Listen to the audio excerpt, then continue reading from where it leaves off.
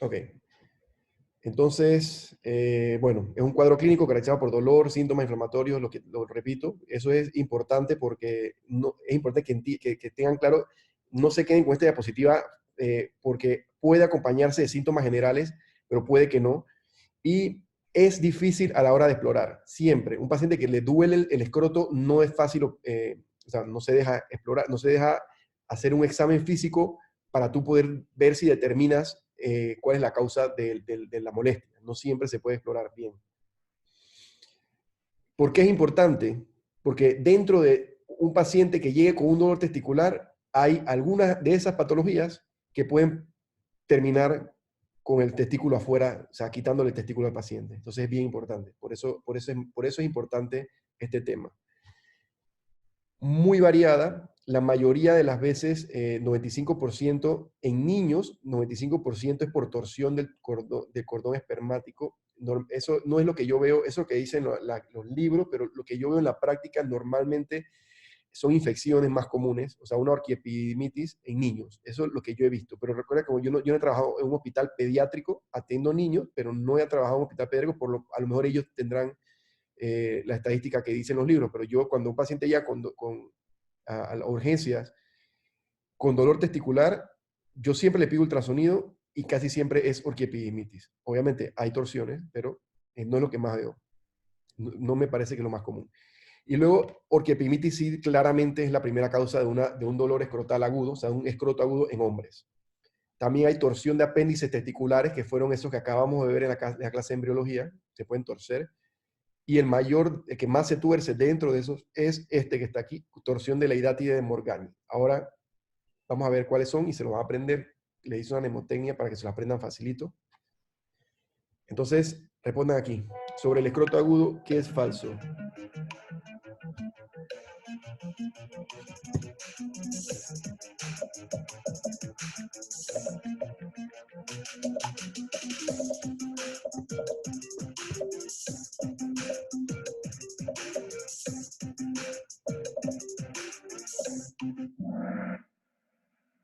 Okay. Acuérdense, por favor, de las técnicas de test. Eso apúntenlo y grábenlo. Eso es más importante que la clase. No, ya no es más importante que la clase, pero grábenlo. Si en una pregunta dice puede, por poder, se puede. O sea, eso no va a ser falso nunca. Siempre, en todos los exámenes.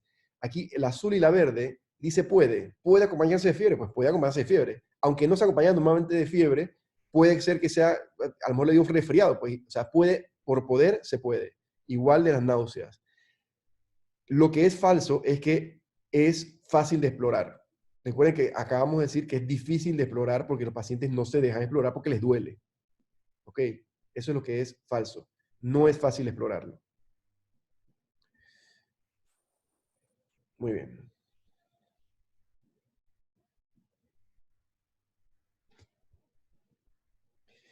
Ok, la torsión testicular es la más importante. Eso es bien importante por varias razones. Lo vamos a ver en la siguiente diapositiva, pero lo más importante es que si un niño se tuerce el testículo, tú tienes 6 horas para detorcerlo. 6 horas. Ese es el límite de tiempo. Si pasaron más de 6 horas, ese testículo no va a servir. Lo puedes enderezar, puede que se vea de buen color, pero estudios histopatológicos demuestran que el tejido del parénquima, que es la parte que sirve, que produce la testosterona, que produce, etcétera, esa parte del tejido se reemplaza totalmente por tejido fibroso, o sea, ya no sirve ese testículo. Con lo cual es mejor sacarlo, porque si quedan células muertas, eso no lo dice la charla, creo, o sí lo dice, no estoy seguro, pero eso entiendan el concepto. Si tú dejas un testículo que está muerto y no lo sacas, espermatozoides o células de Leydig o células de Sertoli muertas van a entrar al torrente sanguíneo. Entonces tu cuerpo puede hacer anticuerpos antiespermatozoides. Y esos anticuerpos antiespermatozoides pueden terminar yendo al testículo contralateral y entonces dañar la función del otro testículo que sí le sirve. Ese es como un concepto que pueden tener, que deben tener claro. O sea, que debe operarse, o sea, que se torció más de 6 horas no quiere decir que no lo vas a operar, pero quiere decir que ya lo vas a salvar el testículo. Entonces, ¿qué es la torsión del testicular? Realmente no es la torsión del testículo, porque el testículo en sí no se tuerce el cordón del testículo. Entonces, la rotación axial del cordón espermático que interrumpe la vascularización arterial y venosa al testículo. Sucede 1 de cada 4.000 hombres, normalmente son menores de 25 años. Lo más común es que sean niños, 12, 13 años para abajo. No es común una torsión después ya de esa edad. Ambos lados igual frecuencia, o si izquierdo o derecho, igual frecuencia. Y la incidencia de que si te tuerce un testículo, se te tuerza en algún momento el otro, es de 4%. ¿Cómo puede ser la torsión? Esto que está en azul es la túnica vaginal. La túnica vaginal rodea el testículo. Entonces, si se tuerce con todo y la túnica vaginal, esa es la torsión se dio desde afuera de la túnica vaginal. Entonces, es una torsión extravaginal, porque como se dio desde afuera, la incluye. Cuando se da dentro de la túnica vaginal, no incluye la túnica vaginal, porque es intravaginal, está por dentro de ella. Y la otra torsión no se da desde el cordón, sino que se da aquí, en el mesorquio, la comunicación que hay entre el testículo y el epidídimo. Si esa fijación que está ahí es muy larga, o sea, un mesorquio redundante, se puede torcer ahí, desde ese punto. ¿Ok? Esas son las diferencias. ¿Cuál es la más común? Que sea dentro de la túnica vaginal, o sea, que no involucre la túnica vaginal. Ese pasa en el 94% y la edad que le comenté, de 13 a 17 años, eso es lo más común. La extravaginal, que incluye la túnica vaginal, la número 2, esta que está aquí, normalmente se da en el primer año de vida, es menos común, representa el 6%, o sea, es el resto de los casos. Y eso pasa en un bebé desde que nace. Se afecta todo el cordón por completo, y eso sucede porque el testículo, normalmente, este testículo debe estar fijo a la parte de abajo del escroto, por dentro. Eso se llama gubernaculum testis, y eso lo fija ahí, que eso es lo que dijimos, que lo va trayendo, lo va jalando desde en el desarrollo embriológico para que quede finalmente en el escroto. Entonces él debe quedar fijo ahí. Si no hay ese gubernaculum testis, se puede rotar el testículo ahí. ¿Ok? Hay una compañera suya que quiere entrar. Ya, ok, dame un segundo para meterla. Perdónenme un segundo. Volver a la reunión. Volver a la reunión. Yo soy malo en esto de Zoom, le voy a decir la verdad. No veo reunión. Participantes. No veo la parte de los participantes, ya lo vi. Ok, admitir. Nanji. Se le apagó la computadora, entonces me pidió que lo metiera de nuevo. Ok, seguimos entonces. Entonces, ¿qué es lo más común? Lo más común, pues, es que sea intravaginal, y si no se fija, si no hay gubernaculum testis, se puede hacer esta extravaginal, pero es comenzando el niño el primer año de vida. Y la mesorquial, si esto es lo menos común, si es mesorquio redundante. Ok, 6 horas, apréndanse eso. Cambio morfológico, alteración en la producción de esperma, pérdida del testículo. Si pasa más de 6 horas, lo que vas a hacer es entrar, pero para sacar el testículo. No lo vas a salvar. Y tienes que sacarlo. Entonces, ¿cuál es la cirugía de eso? Normalmente, uno hace 2 cosas. Cuando llegas a tiempo, por ejemplo, si llegas a tiempo, tú detorsionas el testículo. Ese es el salón de operaciones. Tú detorsionas el testículo, o sea, abres el escroto, miras el testículo que está torcido, lo detorsionas, lo pones en agua caliente o le pones pañitos tibios para que recupere la circulación, y luego lo fijas con un punto, con sutura, lo fijas al escroto por dentro para que no se pueda volver a rotar. Entonces eso se llama orquidopexia. Pexia es fijar. Entonces tú lo fijas al escroto. Y en el mismo tiempo quirúrgico, fijas el otro lado también, porque hay un 4% de que se le puede torcer el otro también. Entonces, para evitar eso, ya estás ahí, ya lo estás explorando, le fijas el otro también. O sea que se hace una detorsión testicular más una orquidopexia bilateral. Lo otro que podrías hacer es tener que quitarlo. Entonces harías una orquiectomía simple más orquidopexia contralateral. Digo, si lo sacas, igual le fijas el otro lado. Entonces, lo otro importante, me llaman del cuarto de urgencia, hay un niño con dolor, manda a hacer ultrasonido, y tú vas en camino pensando en que no importa que sea una orquiepimitis, que nada más es antibiótico, tú vas en camino ya porque a lo mejor no tienes que meter al salón, vas llamando a anestesiólogo, vas preparando todo. Cuando tú llegas, mandas al doctor a que saque la muestra, manda la boleta, etc. Pero mientras estás esperando el salón, no hay que demorar el salón, pero mientras se está arreglándose el salón, tú puedes intentar hacer una detorsión manual del testículo.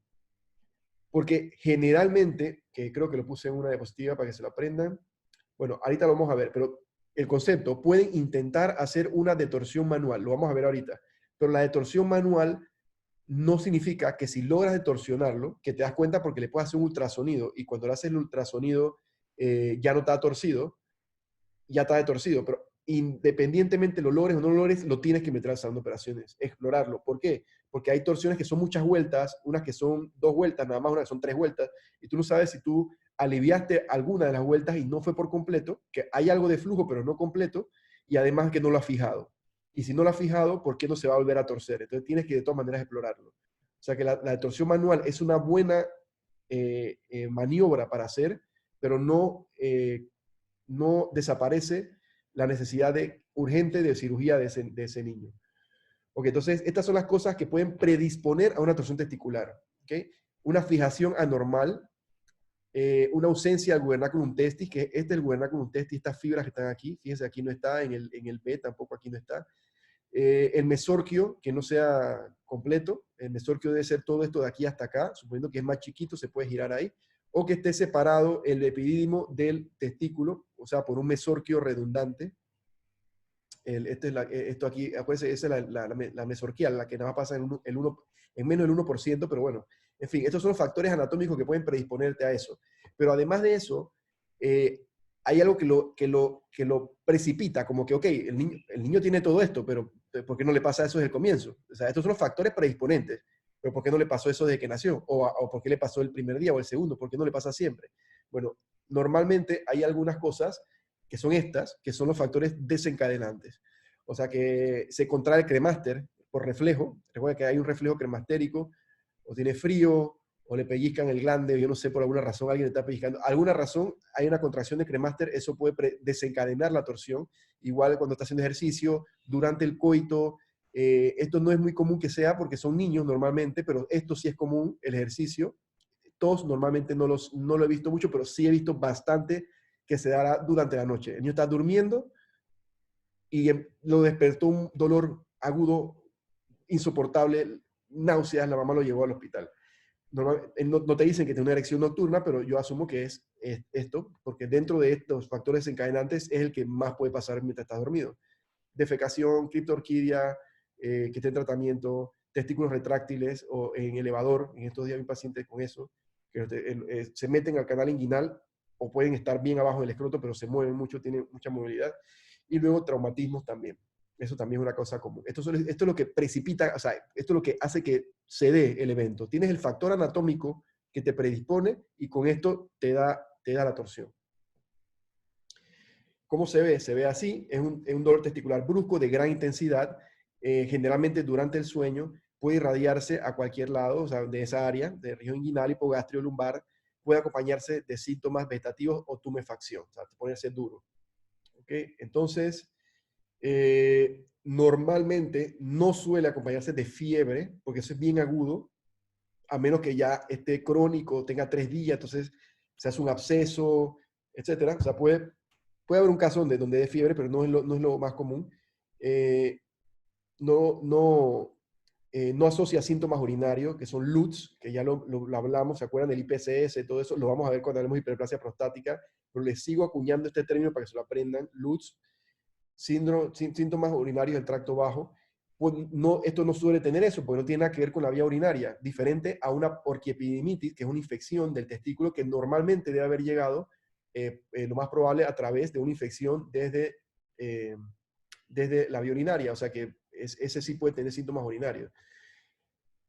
Esto se puede, por lo agudo que es y como se irradia a los mismos lugares, si es, por ejemplo, del lado de donde está el apéndice, se puede confundir con una apendicitis, está dentro del diferencial. También un cólico retrovirtral, o sea, se puede confundir con algunas otras cosas.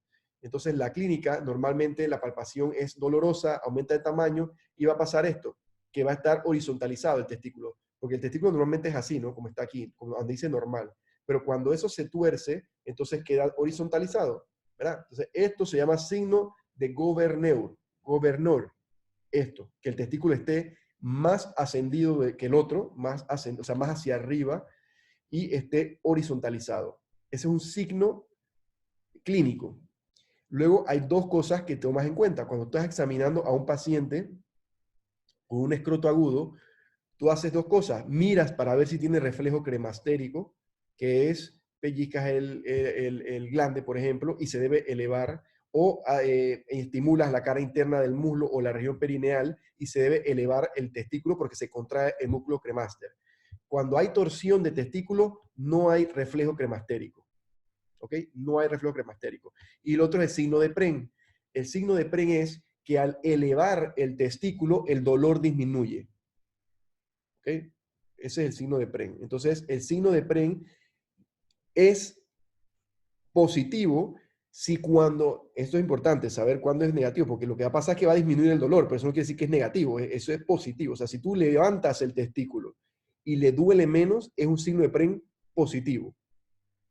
¿Y cuándo eso pasa? Porque aquí estamos diciendo que es negativo, pero para lo sepan ya, eso pasa cuando hay una orquiepididimitis, porque tienes infección del testículo, infección del epididimo, entonces está guindando y eso le duele porque está inflamado. Entonces, cuando tú lo elevas, disminuye estás jalando menos el cordón y entonces duele menos.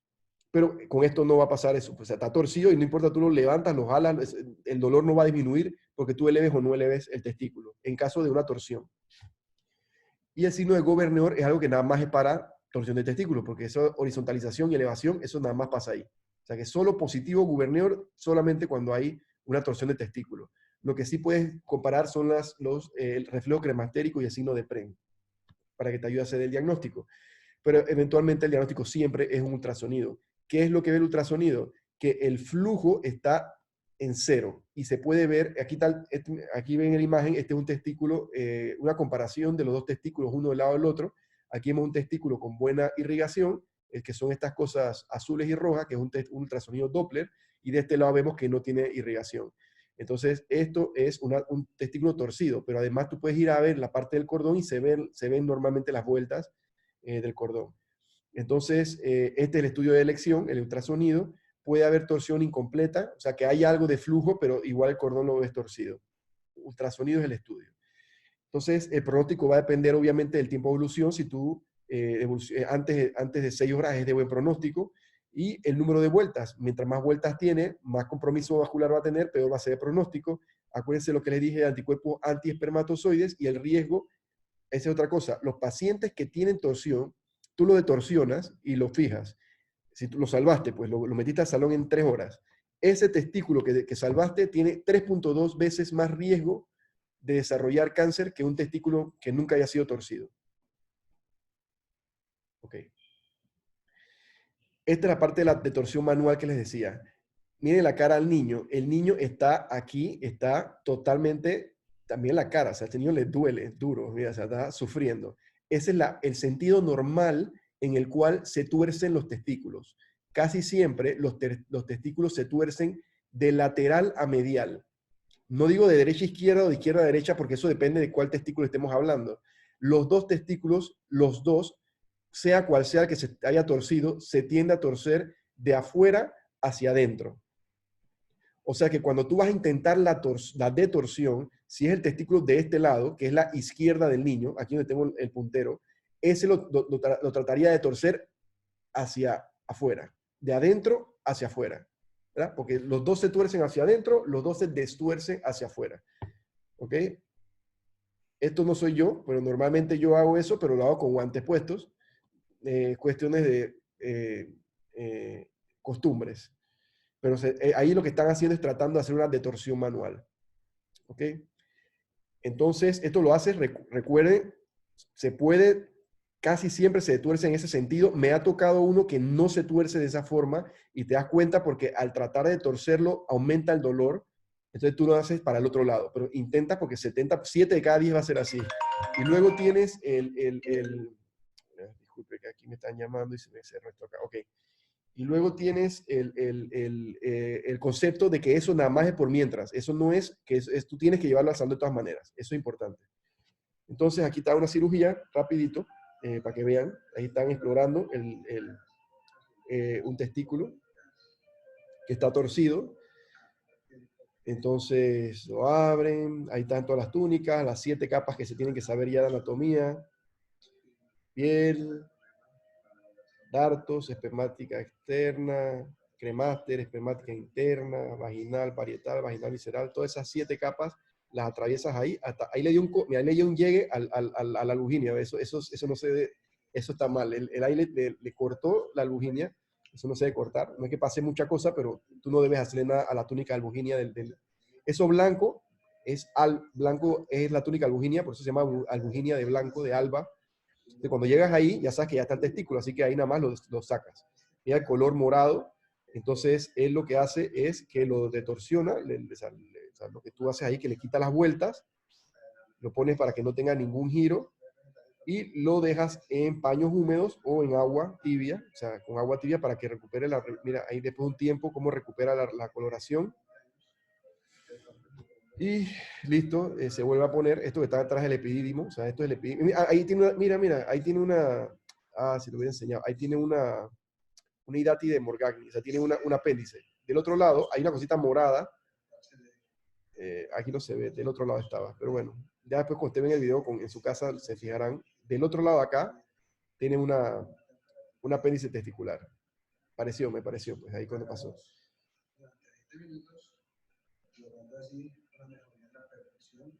Bueno, ya lo vuelves a meter, lo fijas, etcétera. Bueno, ya vieron cómo se ve, cómo se deja, ta.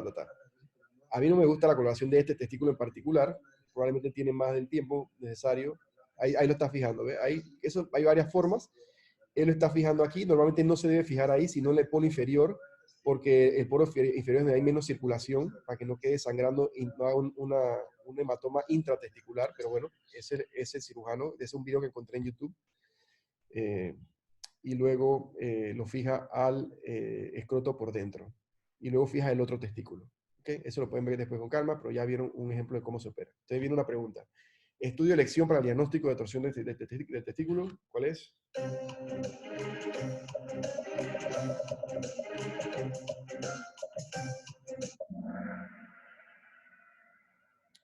Muy bien. Primera de todas las que hemos hecho que todo el mundo saca bien.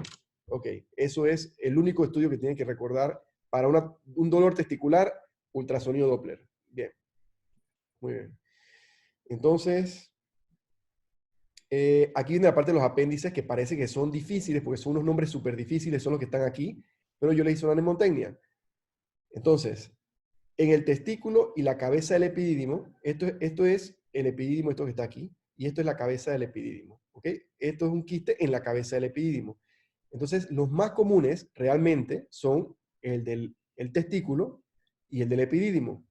Entonces, como son los más comunes, son los que más acaban en la morgue. De alguna manera se aprenden que se llaman de Morgagni. Entonces, ¿qué quiere decir? Que el que está en el testículo y los que dan en la cabeza del epidídimo son los de Morgagni, porque son los que más comunes son y los que más acaban en la morgue. Luego, los que están en el cordón, este es el cordón, como el cordón puede girar, entonces este es el de Giraldez. Se llama, esa es la mnemotecnia para cuando hay un apéndice en el cordón, porque el cordón gira, entonces el órgano de Giraldez. Y por último, el que está en la cola del epidídimo, que es este de aquí, este es el epidídimo, dijimos de nuevo, aquí se está continuando con el de vas deferens, esta es la cola del epidídimo, el que da en la cola del epidídimo, si tú agarras a un perro, lo puedes alar por la cola, entonces en la cola del epidídimo es el de Haller, pues se jala. ¿Okay? Eso es de alguna manera para ayudarlos a aprenderse cada uno de estos. Son remanentes de estructuras embrionarias, principal causa de patología escrotal aguda en la infancia. Ojo, no estoy diciendo que es la principal causa de escroto agudo, estoy diciendo que es la principal causa de patología escrotal en niños. ¿Qué quiere decir? Una molestia, el dolor puede no ser muy fuerte y es muy común que tengan esto. Pero un escroto agudo, la principal causa de escroto agudo doloroso, muy doloroso en un niño, es una torsión testicular o de cordón, pues que se le dice testicular, sobre todo la intravaginal. ¿Ok? También esto en niños a la misma edad justo que la torsión de testículo intravaginal, que es lo más común. Entonces, la primera, la testicular o hidati de Morgagni, es un resto de conducto de Müller, que ya habíamos hablado, y da en la parte de arriba del testículo. Es el 92%, es lo que es el más común. Y la que le sigue en frecuencia, que es la otra más común, es la que está en la cabeza del epidídimo, también es de Morgagni, porque son las dos que van más para la morgue, nada más que una se llama hidátide de Morgagni y la otra se llama hidátide pediculada de Morgagni. Entonces, es un resto diferente al otro. Este es un resto del conducto de Müller, esto es un resto del conducto de Wolff. Tiene todo el sentido del mundo porque ustedes saben que el conducto de Wolff termina siendo el epidídimo, ¿se acuerdan? El epidídimo, el vas deferens, y llega entonces a ser allá las vesículas seminales y desemboca en los conductos eyaculadores. Entonces, si hay un apéndice en el epidídimo, pues va a ser un resto del conducto de Wolff. Ok. Entonces, las otras que son menos comunes son la que está en el órgano de Giraldez, que es la que está en la cola, perdón, que está la que está acá, la que gira, es esta aquí, la 4, y el vas, que es el conducto espermático, el vas deferens, que es 0.7%, ese es poco común, y la última es la que se jala, la que está en la cola, la de Haller, que está aquí, en la cola del epididimo. Entonces ya saben, la mnemotecnia, ¿se acuerdan? Giraldez, Haller y Morgagni. La de Morgagni está la hidátide, que es la que está en el testículo, y la hidátide pediculada, que es la que está en la cabeza del epidídimo. Luego, en el cordón está la de Giraldez y en la cola la de Haller, en la cola del epidídimo. Muy bien. Esto se ve, si logran ver esto, esto es patognomónico, porque esto es lo que está pasando, está girado y está, necrótico, así. Entonces, cuando no está muy edematizado el testículo, se puede ver eso a trasluz como un punto azul. Entonces, eso es patognomónico si lo logran ver. Puede haber hidrocele o no, pero está ahí. El reflejo cremastérico va a estar positivo. Si le haces transiluminación, puedes llegar a ver esto. A veces se ve sin hacer ni una transiluminación. Y lo que ves es que cuando entras tienes esto. Este es una hidátide, está en la parte de arriba del testículo. Este es una hidátide de Morgagni, que es un resto del conducto de Müller. Recuerden que nada más hay restos ahí en el de Müller, que es el de arriba del testículo, y en el otro más importante, que es el de la cabeza del epidídimo, que es un vestigio del conducto de Wolff, que lo acabamos de ver en embriología. No es una urgencia quirúrgica, el tratamiento es de los síntomas, tú le das algo para el dolor, frío local, no sea calor, sea frío local, analgésicos, antiinflamatorios, lo observas. Normalmente es autolimitado y se resuelve en una semana. Si tienes dudas, no estás seguro si es una torsión de testículo, no le pudiste hacer ultrasonido, el ultrasonido no fue concluyente porque el radiólogo no es muy ducho, lo que sea, salón de operaciones. Porque tú lo que no puedes permitir es que tengas dudas y que el niño tenga una torsión de testículo y tú lo tengas ahí y no resuelvas y pierda el testículo. Eso es inaceptable. Pregunta. Apéndice testicular de la cola del epidídimo. ¿Cuál es el que está en la cola del epidídimo?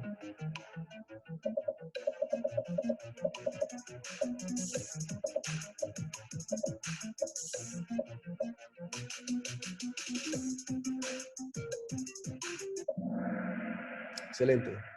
¿Vieron? Eso es difícil. O sea, ustedes estudian eso, es difícil, pero traten de usar mnemotecnia, no las mías, las que ustedes hagan, traten de usarlas siempre, porque si tú vuelves, eso, mira, el campeón de memoria del mundo, que no es un médico, es un campeón de memoria, que le ponen unas cifras binarias, 1001, 35, 36 cifras de esas, y le dan 2 segundos para memorizarlo, y lo memoriza.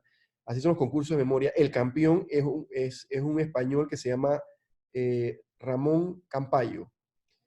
Una de las cosas que él dice, que orientado a la medicina, tuve la oportunidad de ir a una charla que era orientada para médicos, entonces él dice que cuando tú vuelves un dato normal, un dato común y corriente que tienes que estudiarte, lo vuelves una imagen inverosímil, por ejemplo, un elefante con sombrero, o sea, algo así, tú logras hacer una mnemotecnia inverosímil 100, o sea, 100 veces se fija más eso a tu memoria de largo plazo que aprenderte, por ejemplo, que, que el órgano de Haller es el que está en la cola del epidídimo. O sea, imagínate el perro mejor y que le estás jalando algo. Haz una mnemotecnia inverosímil y vas a tener información grabada en tu cerebro por más tiempo. Eso es un hecho. Pueden buscarlo. El tipo este Campayo tiene varios libros muy buenos. He leído varios de él. Te ayudan con esto. Bueno, lo leí muy tarde, pues en mi caso lo leí ya yo era médico, así que ya no me servía. Igual ustedes ya están en último semestre, pero si hubiera sabido todo lo que es, ese tipo te enseña en sus libros desde que empezó la carrera, creo que hubiera sido un éxito. Seguimos.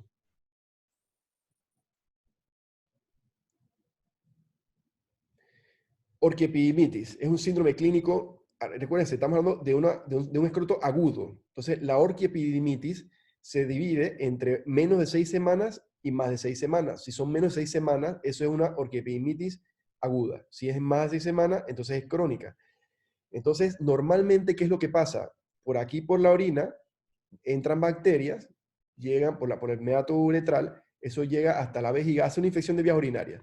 Como este vas deferens, recuerdan que el testículo está comunicado con el epididimo, y el epididimo tiene una cabeza, un cuerpo y una cola, y que la cola se continúa con el vas deferens, y que ese vas deferens va a drenar en el piso de la próstata, ¿verdad? Entonces, quiere decir que por ese mismo tubo puede venir hacia acá una bacteria, una infección.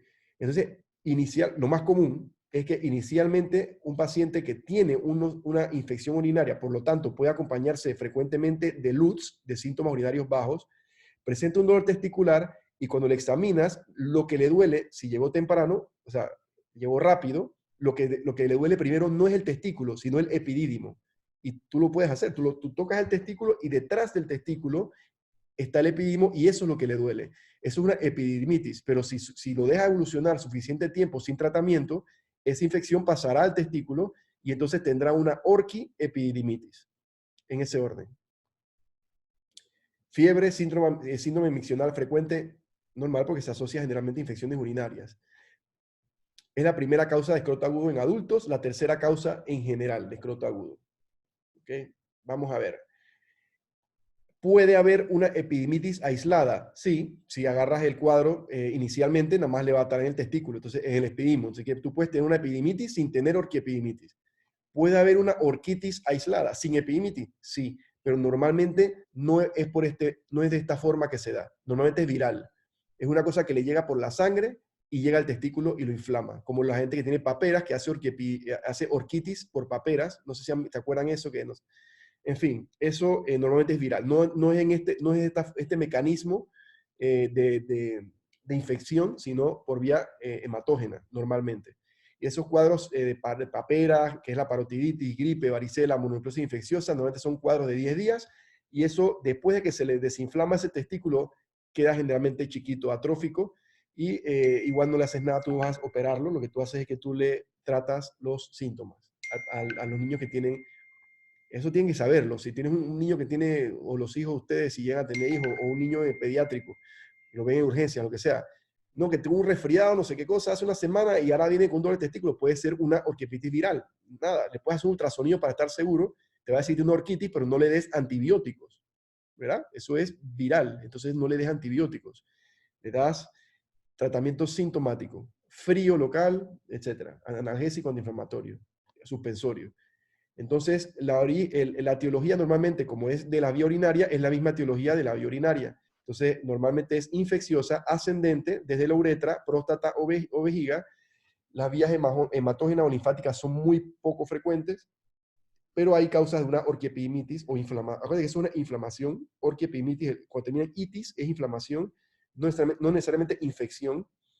Y entonces hay causas no infecciosas de que esté inflamado. ¿Cuáles son? Traumatismos, enfermedades autoinmunes, algunos medicamentos, sobre todo amiodarona, que si tú lo retiras, entonces se va la inflamación. Y la inflamación, como dijimos, va a empezar en la cola del epididimo, se va a extender al resto del cuerpo. O sea, acuérdense, empiezan aquí, se va a extender al resto del cuerpo, a la cola, y de ahí puede pasar al testículo. El inicio del dolor es más gradual que una torsión, por ejemplo. Mejora cuando se sienta. ¿Por qué? Porque ese es el signo de preimpositivo. Cuando se sienta, no estás haciendo tú, lo está haciendo el mismo, se está elevando el testículo. Eso mejora el dolor. Eh, Puede tener fiebre y se asocia normalmente a los LUTS, irritativos sobre todo, que son los de llenado, o sea, que no se puede llenar la vejiga, si no se acuerdan, que también se le llama irritativos. Puede o no acompañarse de secreciones uretrales, no afecta al estado general normalmente, a menos que sea séptico, una cosa así. Y el dolor referido a ingle y flancos puede referirse. Se ve así como el hemiscroto aumentado de tamaño, porque normalmente también se acompaña, además del testículo que está más grande, se acompaña de hidroceles normalmente. Y los síntomas locales de calor, rubor, dolor, el signo de PREM va a ser positivo. ¿Qué quiere decir? Lo que acabo de decir, que si tú lo elevas, le va a doler menos. Eso es un signo de PREM positivo. El reflejo crematérico va a estar positivo, diferente. a la torsión de testículo, donde el reflejo se pierde. Y el edema escrotal puede permanecer después de que ya tú le trates con antibióticos, se le queda ese edema y puede pasar mucho tiempo. El edema escrotal y el hidrocele pueden perdurar un poco más de tiempo. O sea, en un seguimiento de una semana que chuleta todavía tiene edema y le vuelves y le das antibióticos, no es necesario. Eso se va a ir con el tiempo. La historia va a ser de un paciente que tiene infecciones previas, contactos sexuales de riesgo. Recuerde que aunque la cosa más común es por bacterias intestinales, puede ser por transmisiones sexuales, obviamente, en una clamidia, una cosa, te puede dar una orquiemitis, cualquier bacteria, que sea lo más común, la E. coli no quiere decir que sea la única, los coliformes, no quiere decir que sea la única. Entonces, si un paciente está en edad reproductiva, la causa en esos pacientes, lo más común es que sea por bacterias de transmisión sexual, que fueron transmitidas de forma sexual. Cuando es un niño o un anciano, en ellos la causa más común entonces es E. coli. O sea que la edad te va a decir más o menos la etiología que tú esperarías. Luego, en la analítica, tú vas a encontrar leucocitosis con neutrofilia, aumento de PCR, porque eso es un reactante de fase aguda, piuria, bacteriuria. Si hay ETS, puede haber piuria, porque tú vas a tener células ahí inflamatorias que tu cuerpo manda, pero no va a tener bacteriuria porque eso no se cultiva normalmente. Hay muchas de esas bacterias que son intracelulares, con lo cual no lo vas a ver en microscopio normalmente. Estoy en clase todavía. Y la tinción gram de orina, cultivo de orina, etc. O sea, tú lo diagnosticas, le tratas de hacer un cultivo. Entonces, cuando haces el ultrasonido, es lo contrario de la torsión. En la torsión lo que pasa es que se pierde el flujo. En la orquiepididimitis, que en este caso sería del lado izquierdo, porque aquí lo dice, lo que vas a encontrar es un aumento del flujo, porque cuando hay inflamación, hay mucho aumento de flujo, porque hay citoquinas inflamatorias que aumentan la dilatación vascular, o sea, aumenta el flujo. Entonces tú vas a tener aumento del tamaño de los testículos, heterogenicidad, o sea, va a ser heterogénea la ecogenicidad. Aquí no se ve porque está el Doppler puesto, pero aquí se ve bien pintadito, este se debería ver menos. Aquí no sé si ven que hay como más heterogéneo y con aumento del flujo. Ok. ¿Qué le vas a dar? Reposo, frío local, de nuevo, igual que a la torsión de apéndice testicular, elevación escrotal, analgésicos antiinflamatorios y antibióticos, ¿no? Eso es lo general. El antibiótico también se lo tienes que dar. Nuevamente, ¿qué antibiótico le vas a dar? Depende de qué edad tiene. Si es un hombre de menos de 35 años, aquí diferencian entre heterosexual y homosexual, porque bueno, si es homosexual normalmente no debe tener una bacteria vaginal, ¿no? Eso es como el principio. Si es mayor de 35 y niño, E. coli. Entonces tú le das tratamiento para E. coli. Si es aquí, pues de repente si es homosexual, el tratamiento podría ser similar al de E. coli. Podría ser similar al de E. coli, porque tienes coliformes, ¿no? Por sus hábitos sexuales. Pero si es edad reproductiva, hombre o heterosexual, tienes que pensar en que sea una infección de transmisión sexual, que son las causantes de las uretritis, las gonocóxicas y las no gonocóxicas. Donde las no gonocóxicas hay más, ureaplasma urealyticum, hay más micoplasma homini, pero la más común de las no gonocóxicas es la clamidia trachomatis. Igual tú tratas para ambos. Tú le das ceftriaxona, 1 gramo o 250 miligramos, una dosis y ya mataste la gonorrea. Y después les dejas, además, una acitromicina o o sea, puede ser acitro o puede ser doxiciclina, por ejemplo, y eso con esas medicinas lo que hace es matar la clamidia. O sea, tú le das tratamiento para ambas. Es una inyección y luego pastillas. Pregunta, primera causa de escroto agudo en niños.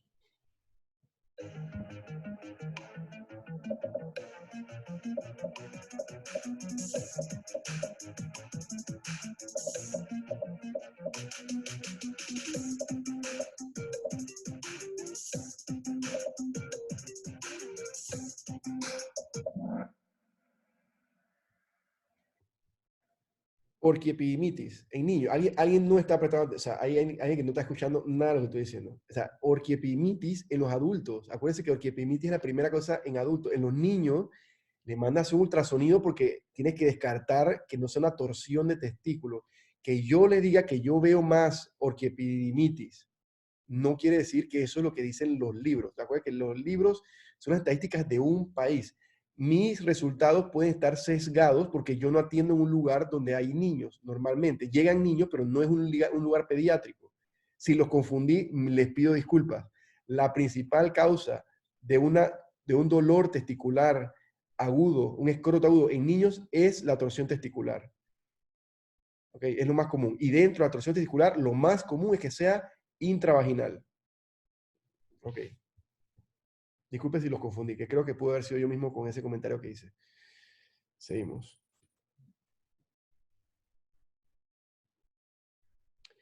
Esto es un cuadro rapidito donde está torsión testicular, torsión de apéndice y orquiepidemitis. Es lo mismo que acabamos de ver, más o menos, para que vean que la torsión testicular es en niños, la primera causa.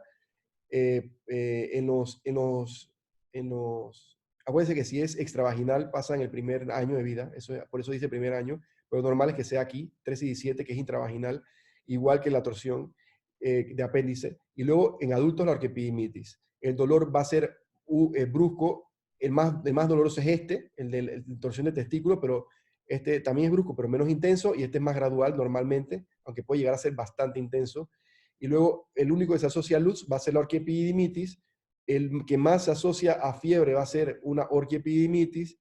El único que va a tener signo de PREN positivo va a ser el signo de la orquiepididimitis, el signo de PREN. Y el único que va a tener ausente el reflejo cremastérico es la torsión testicular. La mancha azul nada más la vas a ver en el apéndice, en la torsión de apéndice testicular, y el tratamiento quirúrgico totalmente 100% si es una torsión de testículo, y médico si es una orquiepididimitis, y médico si es una torsión apendicular, a menos que tengas duda del diagnóstico y pienses que puede ser una torsión de testículo todavía. Entonces tú le das antibióticos, normalmente mejor es tomar muestras y dar tratamiento correcto con un antibiograma.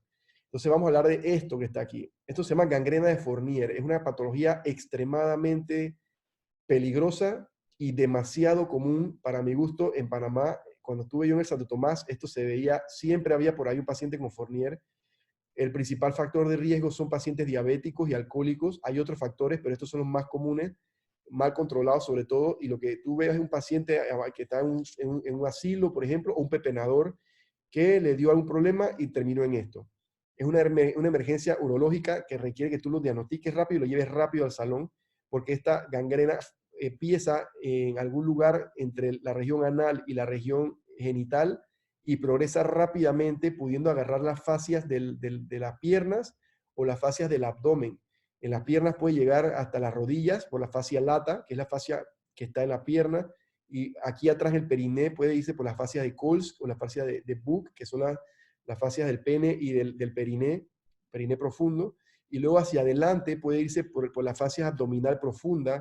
Acuérdense que en el abdomen hay dos fascias, una más superficial, que es la de Camper, que es como la más superficial, la más grasa, y luego hay una más interna, que es un poco más fibrosa, que es la fascia de Camper.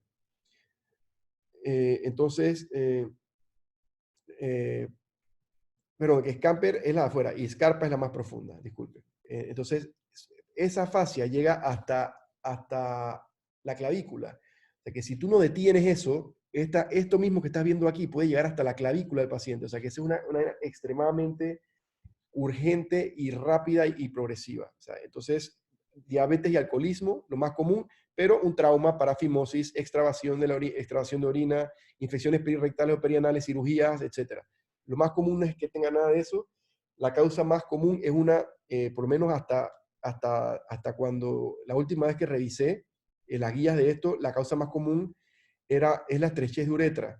Entonces, es un paciente que hace una estrechez de uretra y orina forzado, y entonces por detrás de la estrechez, la orina busca camino y hace una fístula y entra en contacto con las fascias profundas y empieza a hacer esa infección necrotizante multibacteriana que se llena de gas. Entonces de ahí progresa. Pero la segunda causa es coloproctológica, fístulas anales, enfermedad de Crohn, cosas de ese tipo. Entonces, ¿qué quiere decir? Que si un paciente tiene esto, es fácil, tú le tienes que poner una sonda para medir diuresis porque este paciente está séptico, va a estar grave y vas a tener que estar viendo diuresis, dándole líquidos, dándole a lo mejor vasopresores porque está en shock, etc. Entonces, lo que tú haces es que tú le pasas una sonda. Si la sonda pasa, entonces no tiene estrechez de uretra, porque si no, no hubiera pasado la sonda. Así que probablemente la causa es coloproctológica. Entonces, es útil que sepas esto porque cuando vas a entrar al salón, que tengas a un coloproctólogo al lado para que vea y evalúe su parte. Ok. Multibacteriana, múltiples bacterias. Hay aerobias, anaerobias, muchas. No es una sola bacteria. No es como las otras cosas que así es E. coli principalmente, no. Aquí generalmente está lleno de diferentes bacterias y la puerta de entrada, dependiendo si el origen fue genitourinario o el origen fue anorrectal, pues será ese el origen de entrada, que es lo más común. También puede dar una gangrena de Fournier por patologías de la piel, pero ese es mucho más raro. Súper rápido, inicia en horas y se acelera rápido. Tienes que meterlo rápidamente al salón de operaciones y hacer una limpieza y debridamiento extenso. Generalmente empieza así como una celulitis, igual que si fuera un escroto agudo, pues, vamos a decir, con la diferencia que pueden haber zonas púrpuras de necrosis y tú cuando palpas ese escroto vas a sentir gas, crepitaciones. Si le haces una placa o le haces un ultrasonido, ahí se evidencia ese gas, pero si tú tienes el diagnóstico clínico, tú tocaste y sientes gas, gangrena Fournier, inmediatamente al salón. No necesitas hacer ninguna prueba diagnóstica para llevar ese paciente rápido al salón, canalizarlo y ponerle antibióticos de amplio espectro y empezar a darle volumen. Estas son las diferentes fascias para que las conozcan. La fascia de Scarpa. Acuérdense, yo aquí en el abdomen yo me aprendí, yo le digo que yo todo lo que puedo aprender con hemotecnia, me los aprendo. Hay una cosa que se llama, yo me aprendí cascada aquí en el abdomen, o sea que primero viene Camper y después viene Scarpa. La escarpa es la más profunda, entonces por que es la más profunda escarpa, es por donde se puede ir al abdomen, que normalmente se va, por lo menos lo agarramos temprano abajo del ombligo, pero hay veces que llega hasta el tórax, y se va hasta el tórax, que es hasta donde llega la fascia, no puede pasar de la clavícula, pero también puede ir y afectar las fascias de Buck, que es la del pene, o la de Coles, que debe estar aquí, debe ser una de estas aquí, la de Coles, que es la perineal profunda, y la fascia que no sale aquí, que es la de la fascia lata, que es la de la pierna, el muslo, ¿no? Entonces puede extenderse a todos esos lugares. Es una Doctor, fasciitis necrotizante. Dígame, pregunta. hay un compañero que está en la sala de espera Dame un segundo, para a ver. entrar. Participantes, Walter, admitir. Listo. Entonces, es una fasciitis necrotizante, o sea, que es una necrosis de la fascia y se va por ahí. Entonces, como la fascia tiene cerca los vasos, también se van destruyendo los vasos. Y como se destruyen los vasos, hay necrosis del tejido que está por debajo. O sea, es un desastre total.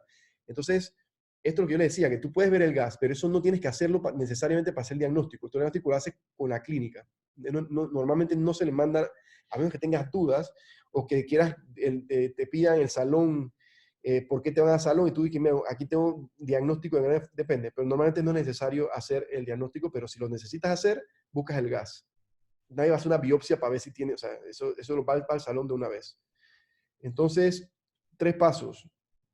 Estabilizas al paciente, debridamiento quirúrgico extenso y agresivo. Estos pacientes tú los llevas normalmente cada 2 días, cada 48 horas al salón de nuevo, hasta que tú estés seguro de que ya acabaste con todo el borde necrótico. O sea, tú lo llevas hasta donde estuviera en ese momento. O sea, tú no dejas que, bueno, este poquito se lo quito mañana, no. Tú le quitas todo lo que esté necrótico y en 48 horas lo llevas a revisión para quitarle todo lo que esté necrótico en ese momento. Luego, cuando está en la sala, le puedes poner back, ¿saben qué es back, no? La cosa esta que succionan, me imagino que saben qué es back, terapia de vacío intermitente. Bueno, en fin, tú le pones back o le pones curaciones, etcétera, y en 48 horas salón. Cuando ya no esté progresando, que esté todo así, si el paciente sobrevivió, si no se murió séptico, si no quedó en UCI, etcétera, cuando ya esté limpio y tú le hagas cultivos que están negativos, o sea, ya el paciente está sin infección, entonces lo llevas entonces a reconstrucción por cirugía plástica, que le hacen este tipo de cirugías. Esto lo hace cirugía plástica. Y finalmente el paciente sobrevive, pues. Pero es una mortalidad altísima, sobre todo si el paciente llega a cuidados intensivos. Pregunta. Falso en relación a la gangrena de Fournier.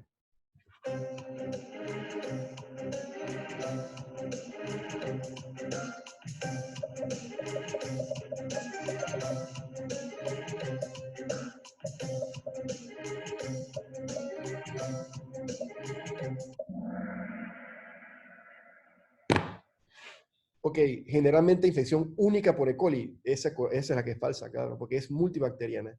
Sí presenta gas en el tejido, sí comienza como una celulitis local y sí tiene una gran mortalidad. Ok, seguimos.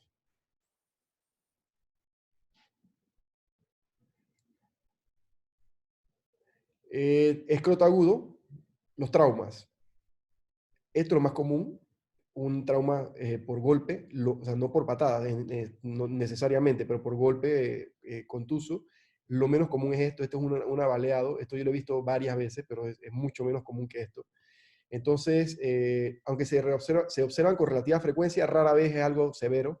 Pueden ser cerrados, que son como estos, o pueden ser abiertos o penetrantes, que son como estos. ¿Ok? Entonces, el dolor es como esto, como que ves estrellitas. O sea, es leve o moderado, pero como en el momento del dolor y ya luego debe ceder con el tiempo. Puede haber edema o dolor escrotal prolongado. eh, Pensar en patología de base exacerbada, por ejemplo, hay pacientes, eso pasa, que que doctor, me golpeé jugando béisbol, no sé qué, eso lo comenté creo que en anatomía, no me acuerdo, pero el paciente llega porque se golpeó jugando béisbol y cuando va a hacer un ultrasonido tiene un tumor en el testículo. Entonces puede ser que el testículo, si uno, si no, uno no se anda examinando todo el tiempo para si tienes tumores en alguna parte de tu cuerpo, pero si, como eso es el caso, hay pacientes que tienen un tumor que está hipersensible, pero no se lo ha golpeado y no se ha dado cuenta. Entonces, un golpe tonto lo lleva al cuarto de urgencia y por eso es que está la parte que tienes que examinarlo y no nada más mandarle analgésico y que, ok, te golpeaste analgésico y para la casa. Lo examinas y si ves algo raro, entonces le mandas ultrasonido y se detecta el cáncer. No es infrecuente detectar cánceres de esa manera, porque un golpe exacerbó un dolor de algo que está hipersensible que resulta ser un tumor. Entonces, estas son las formas de traumas escrotales. Esto por mucho es el más común. La contusión simple es lo más común. Y luego las que están abajo son menos común. Ahí te lo dejo para que lo lean. Hidrocele se llena de agua entre las túnicas vaginales. Hematocele es cuando ese mismo espacio se llena de sangre. Si el hematoma pasa dentro del escroto, entonces es en el escroto. Si pasa dentro del testículo, entonces es intratesticular. Si se rompe la albuginia, como lo que hizo el doctor ese que vimos el video que estaba cortando y abrió la albuginia, eso puede pasar por un trauma. Esa es una rotura testicular, normalmente. Avulsión es cuando el cordón se despega del cordón o del epidimo, etc. Por algo, no sé por qué alguien le jalaría el testículo, queda enganchado en un lugar. Y la luxación, que es que se va del lugar normal donde estás. Por ejemplo, que se mete al conducto inguinal, por decir algo. Entonces, el tratamiento, si los traumatismos son cerrados y leves, sintomáticos y observación. Exploración y reparación quirúrgica, ¿cuáles son necesariamente? Tienes que operar un hematocele significativo, porque si tienes un hematocele significativo, un sangrado significativo, puede ser que tengas un sangrado activo, además de que puede infectarse, hacerte un absceso si es muy grande, difícil, va a demorar demasiado en reabsorberse, o sea, tienes que entrar por lo menos a drenarlo, a drenar el hematoma, el hematocele. Y luego, si el hematoma es intratesticular o se rompe la albuginia, tú tienes que entrar y suturar esa albuginia. Por lo menos ese doctor que le abrió la albuginia debió haberle cogido unos puntitos a esa albuginia y no los cogió.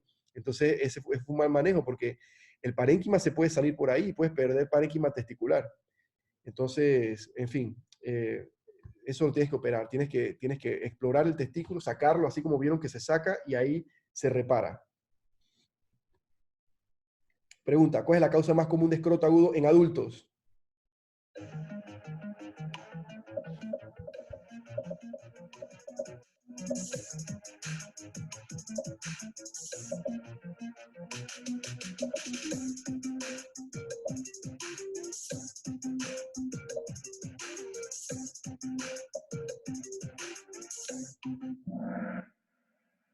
Voy a matar al uno a este uno lo voy a asesinar. Claro, la orquiepidimitis en adultos, acuérdense, orquiepidimitis adultos, torsión testicular en los niños, de los cuales la más común es la intravaginal, a una edad más o menos 13, 17 años por ahí. La torsión de apéndices también se da en esa edad más o menos, pero la torsión testicular puede dar al año, pero no la intravaginal, que es la más común, sino la extravaginal. Okay. Aquí me gustaría saber quién es ese azul. Ok, los siguientes traumas escrotales requieren manejo quirúrgico, excepto, o sea, ¿cuál no se opera?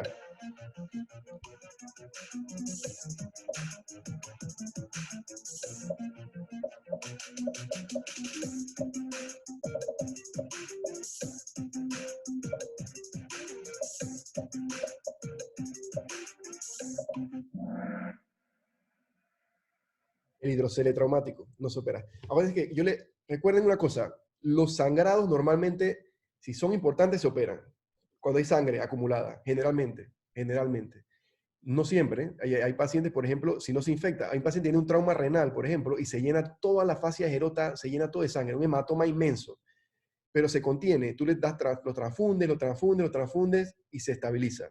Ese paciente no lo tienes que operar necesariamente. Lo vigilas ahí en el reposo absoluto, en su cama, mirando cómo está orinando. Si se inestabiliza, lo tienes que llevar al salón. Si se infecta, si se infecta el hematoma, lo tienes que llevar al salón. Pero ¿por qué no se lleva al salón de una vez ese caso? Porque estoy hablando de un hematoma renal. Estoy cambiando, eso no tiene nada que ver con esto que estamos viendo ahorita. Es un trauma renal que tenga un hematoma importante. ¿Por qué no lo llevas al salón una vez? Porque está demostrado que si tú te metes al salón de operaciones y te abres donde está contenido para ir a ver qué es lo que está sangrando, la mayoría de veces termina con el riñón en la mano. Entonces tú puedes salvar tejido renal, salvar un riñón tratando de no explorarlo. ¿Ok? Entonces, en ese caso yo te diría que, bueno, ahí tú puedes, pero si un sangrado, tienes que elegir entre qué se opera y qué no se opera, y hay algo que te involucre sangre, probablemente la sangre es lo que tienes que operar. Entonces, el hematoma intratesticular tienes que operarlo. El hematocele es significativo, pues dice que es significativo y es sangre, tienes que operarlo. Y si se rompe la albuginia, le acabo de decir en antes que el que cortó la albuginia con el bisturí le debía haber cogido unos puntitos porque eso puede hacer que se vaya el parénquima por ahí. Pero un hidrocele traumático, el hidrocele es agua y eso pasa por infecciones, infección de orina, una orquiepimitis te da hidrocele, te golpeaste, te da hidrocele. Es muy común y eso no se trata, a menos que sea enorme, por ejemplo, secundario a una cirugía que te dé como consecuencia un hidrocele, como cuando tú operas el varicocele, tú puedes tener como consecuencia tardía a los años o meses un hidrocele enorme que te llega a la rodilla al paciente, eso se opera. Pero un hidrocele traumático que nada más es que está un poquito aumentado de volumen, que no le duele, que tú lo alumbras y te transilumina, que te das cuenta que es agua, eso no es quirúrgico, a menos que te duela mucho o se infecte o algo así. Pero así por hidrocele, por ser hidrocele no se opera. Así que esa es la respuesta correcta. Y la ruptura de albuginia siempre se opera. De hecho, cuando hay un trauma, tú le haces un ultrasonido. Si el paciente tiene lo que tú buscas, le pides al radiólogo que te diga si está rotando la albuginia, porque si está rotando tienes que meter al salón. O sea que eso tienes que operarlo.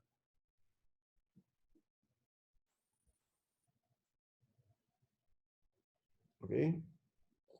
No sé si hay algo más, yo creo que no debe haber unas más. Ya, listo.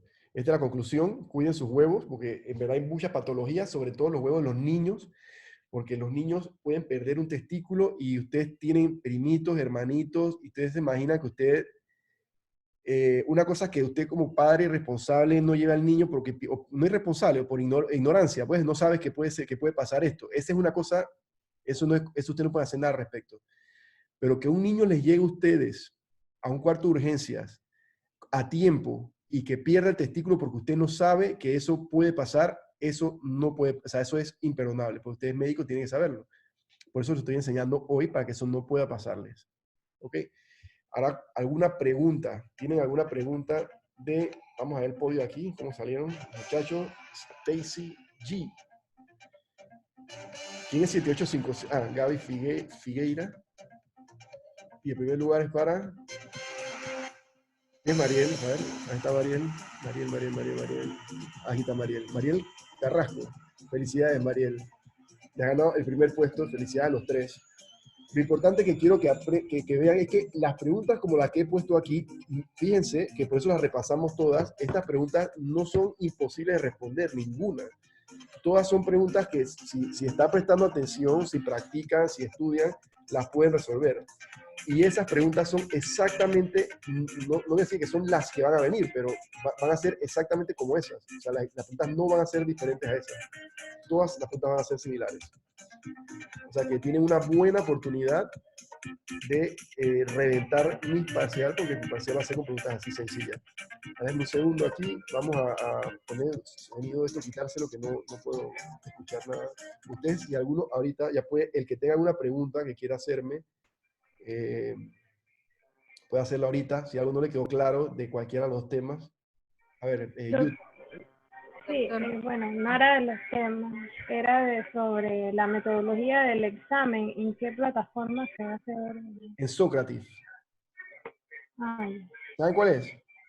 sí. No, Nosotros la bajamos, ¿no? sí, pero nunca lo he usado. Bueno, yo pienso que Sócrates es una buena opción porque es similar, o sea, ustedes van a tener las preguntas en la aplicación. Yo les doy acceso y les doy un tiempo para hacer el examen. Entonces, ¿Cuánto tiempo tendremos? ¿Perdón? ¿Cuánto tiempo tendremos por pregunta? Depende de cuántas preguntas les pongo, de si le pongo 100 o le pongo 200.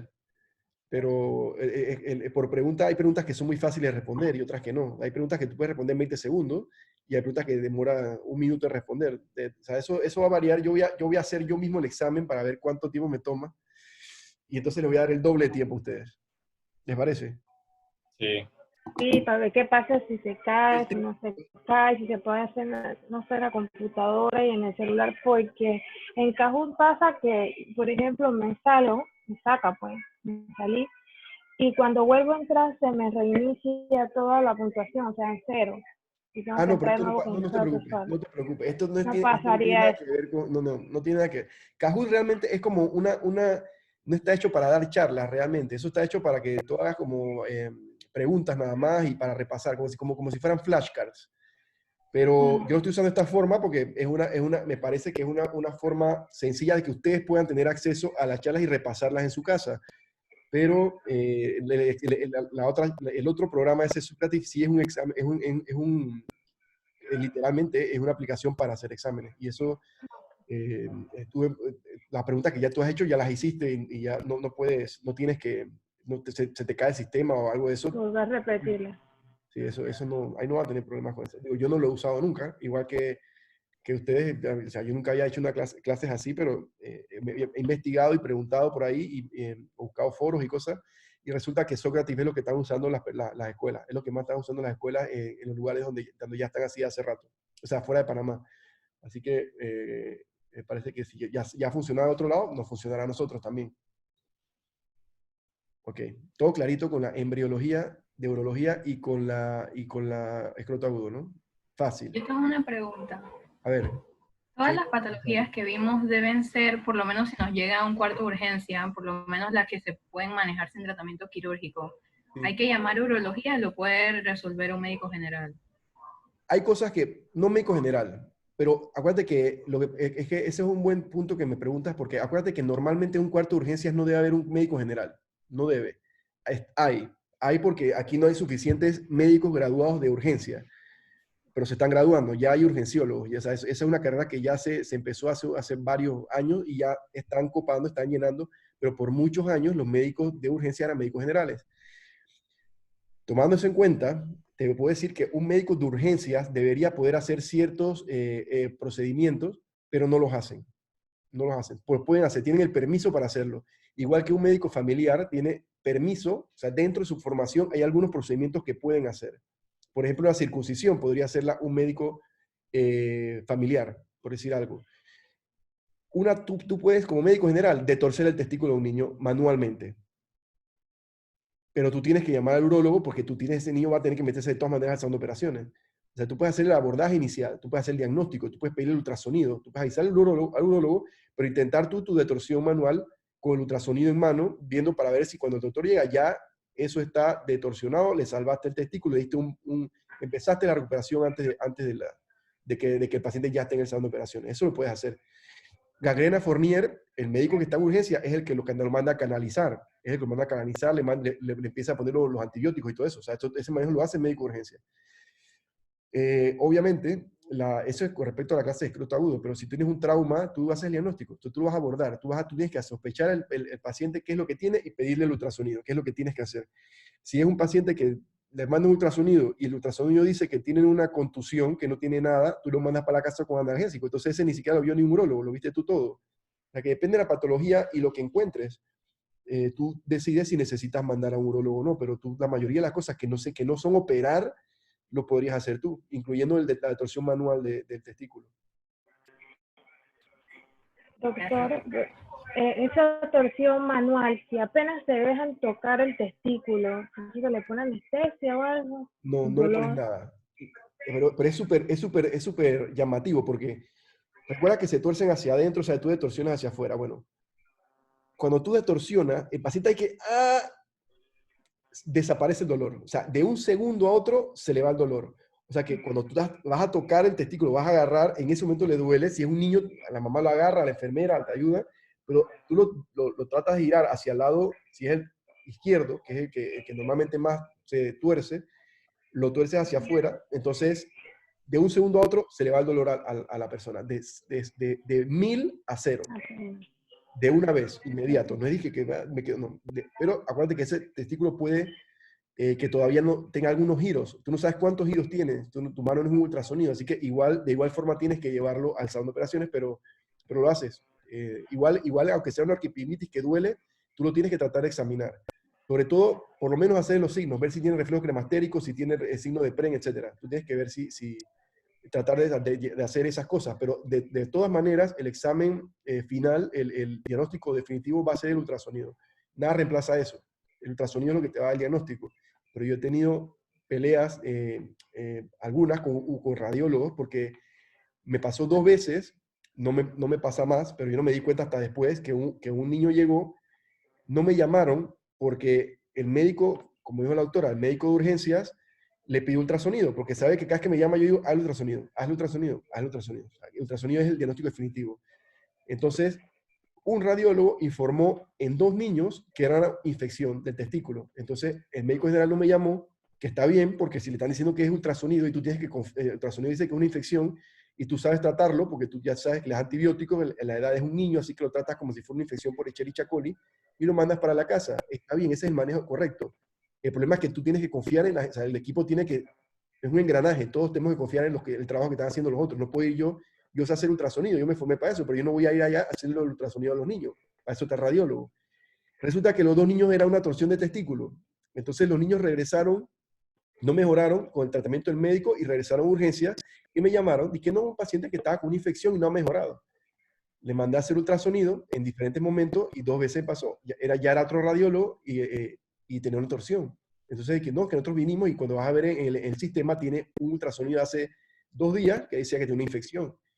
Y eso obviamente era una torsión desde el primer momento. Entonces los 2 niños me los tuve que llevar a la sala de operaciones y le saqué el testículo, porque perdieron los dos el Lo testículo. perdieron. 2 niños perdieron un testículo por un radiólogo que hizo mal el diagnóstico. O sea que a lo mejor, obviamente, usted no tiene que cargar con eso. O sea, usted no tiene que cargar con la responsabilidad de que el radiólogo sepa o no sepa, pero usted tiene que cargar con la responsabilidad de que ustedes sepan lo que a ustedes les toca. O sea, que el diagnóstico diferencial lo hacen ustedes, la sospecha clínica la hacen ustedes. Si a usted les parece una torsión y el radiólogo te dice que es una infección, tú dices, pero espérate, este testículo está horizontalizado y elevado. El niño tiene 13 años, no tiene, o sea, etcétera. O sea, tú tienes tu diagnóstico y dices que no, yo voy a llamar al urólogo de todas maneras, doctor, mire, me llega un paciente así, pero el radiólogo me sale que me dice que es orquiepimitis, pero a mí me parece que parece una torsión.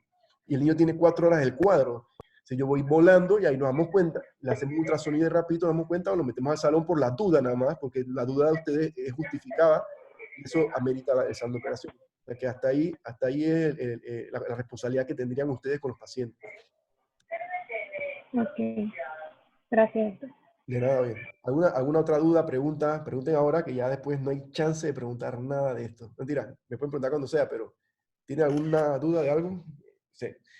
La embriología no es fácil, nunca es fácil, pero creo que se entiende, así que las preguntas van a ser estas cosas que ya entendieron, lo practiquen. Ahora les voy a mandar igual el acceso para que repasen y tengan acceso a estas 2 charlas, para que las estudien, vayan estudiando como les vayan estudiando todo con tiempo, estudien todo de nuevo, repásenlo antes de dormir, lo ven rapidito todas las charlas, las 2, que son nada, yo hablo mucho, pero en verdad son 60 diapositivas, no es nada, son cortitas, así que las pasan rapidito y se acuestan a dormir. Eso les ordena las ideas en la cabeza, se van con una idea fresca, ordenada, y ya entonces mañana estudian otra cosa, y cuando viene el parcial, nada más repasan, pero no dejen las cosas todo acumularse. Entonces, bueno, quedamos así. Si no hay ninguna otra pregunta, terminamos la reunión para que vayan a cenar y vayan a estar con sus familias y en la noche repasan. Acuérdense una cosa, a mí, cuando yo les mando el acceso, a mí me sale quiénes están haciendo y cuánto han hecho. O sea, estoy clarito de que, o sea, clarito. O sea, yo cuando me meto me sale quiénes lo han hecho y, y qué porcentaje completaron. Eso me lo reportan. Yo no sabía que lo reportaba, pero me lo reportan. Así que, mira, aquí está. Ustedes no sé si lo están viendo. Ahorita lo que yo tengo aquí, no, yo dejé de compartir la pantalla, creo, no sé. En fin, aquí está el reporte de ustedes. O sea, está. Así que háganlo, que yo me doy cuenta. Después me van a pedir ayuda porque doctor me fue mal, por favor ayuda, que me fue mal, me estoy quedando. Y que bueno, pero mira que tú no le dedicaste nada de tiempo a la charla que yo con mucho cariño les he hecho. Entonces, no esperes ahora que yo te ayude. Tú tienes que ayudarte tú primero para querer que uno te ayude. Si ustedes veo que repasan y están haciendo su parte, eso hace que uno quiera ayudarlos más, ¿no? Claro, eso es evidente. Así que bueno, chicos, pues hasta mañana. Fuerte, métanle duro a todas las materias y se cuidan del COVID. ¿Ok? Hasta mañana. Pues. Gracias, doctor. Ah, doctor. Hasta luego. Hasta luego, doctor. Luego. Hasta luego. Gracias. Hasta luego.